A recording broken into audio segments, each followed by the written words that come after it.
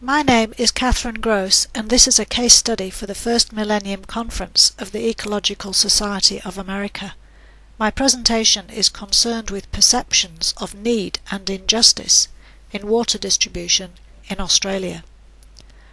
The area of my research is natural resource management, and it is concerned with the allocation and sharing of scarce natural resources. In particular, it explores what can be done when there seems to be no foreseeable solution. The case study is located in the Murray-Darling Basin, which is a large catchment or watershed in the southeast of Australia. It is Australia's most important agricultural area. This region has been in the grip of a long-standing and widespread drought for several years. The drought is particularly serious in the southeast, including many areas in the state of Victoria, the location of this case study. The case study centres on a deal to fund significant upgrades to irrigation infrastructure to save water lost in transmission. In return, the saved water will be shared with the City of Melbourne via a new 75-kilometre pipeline. This photograph shows part of the pipeline during construction, prior to it being laid in the ground. This slide shows the irrigation areas in the north of the state of Victoria and the route of the north-south pipeline taking water from the Goulburn River to the Sugarloaf Reservoir just north of the City of Melbourne. The Victorian Government is providing $1 billion to upgrade the irrigation infrastructure, and in return the saved water will be shared three ways, with 1/3 going to the City of Melbourne via the north-south pipeline, 1/3 being returned to the environment as environmental flows, and 1/3 being given to irrigators for use in agricultural production. This case study explores community perceptions from a justice perspective. It is not concerned with the pros and cons of the deal itself. There were different reactions from groups within the communities affected by the pipeline and the transfer of water out of the Murray-Darling Basin. Some were opposed to the deal and organised a grassroots movement called Plug the Pipe. Several protests were held to voice opposition. The Premier of Victoria, Premier Brumby, who is the equivalent of an American state governor, is depicted in the Plug the Pipe campaign poster. But not everyone was opposed to the deal. Some people expressed a neutral position but wanted more information, including details about the water savings. However, there was widespread dissatisfaction with what was perceived to be a general lack of involvement of the communities affected by the deal. People voiced their opposition in a variety of ways, including these signs displayed in public places. One road sign implies that the Premier of Victoria is stealing the water. A sign at the site of the pumping station draws attention to negative impacts not only on the river downstream but on future generations. The actual diameter of the pipeline is shown in the roadside replica to emphasise that this is a large pipeline taking a large volume of water from the river system in drought. Artists also voiced their opinion through their artwork. Michelle Arter's two works refer to the infamous 19th century Australian bushranger or outlaw, Ned Kelly, who wore a metal helmet in the shootout that resulted in his capture. Here, the bushranger is from the city and the robbery is about water. Christine Arnott's work in Providence depicts, in her words, that the Victorian government lacks foresight and is wasteful and incautious. These three works comment on the perceived inequality between town and country in relation to the pipeline and transfer of water. This research investigates the case study through three justice constructs. Distributive justice is concerned with outcomes.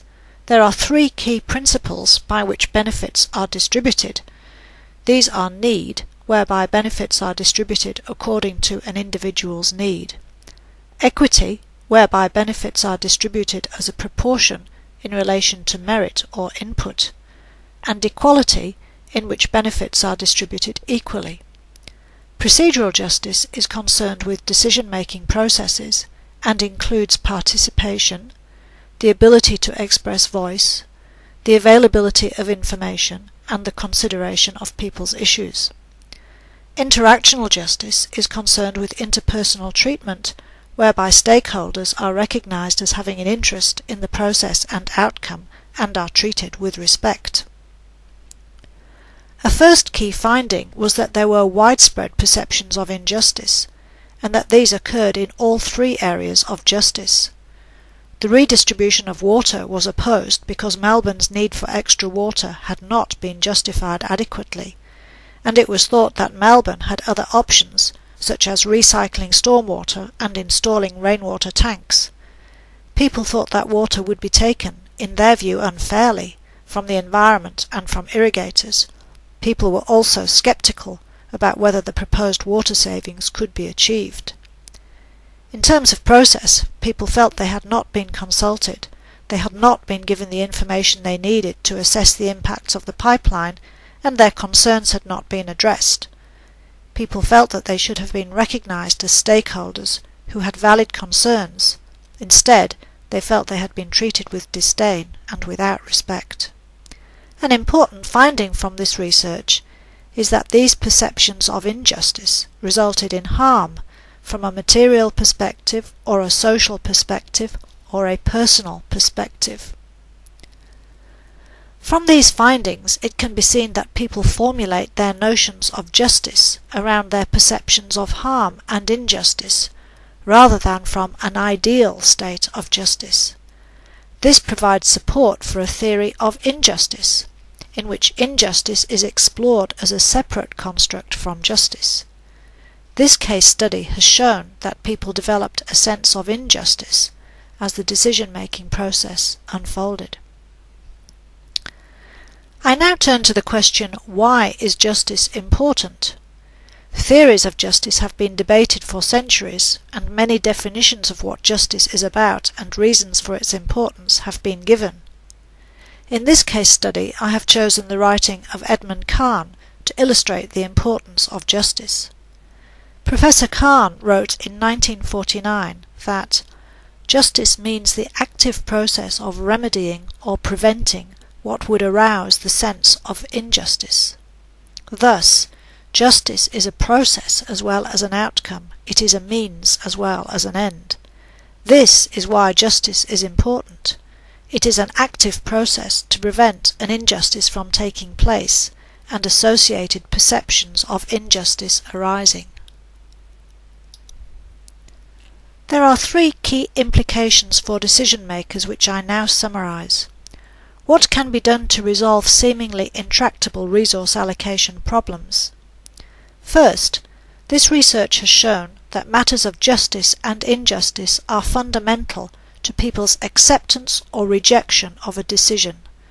Therefore, it is clear that a broader approach is required, in which the different circumstances of people are taken into account.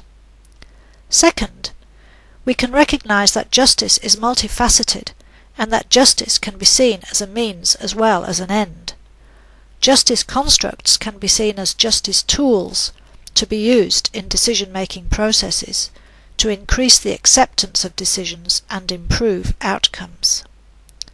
Third, decision-makers must consider the justice implications of both processes and outcomes. Procedural justice and interactional justice are vital in situations where difficult decisions are required and where outcomes are likely to be perceived as disadvantageous to some. Justice must be done and must be seen to be done to resolve these types of resource allocation problems.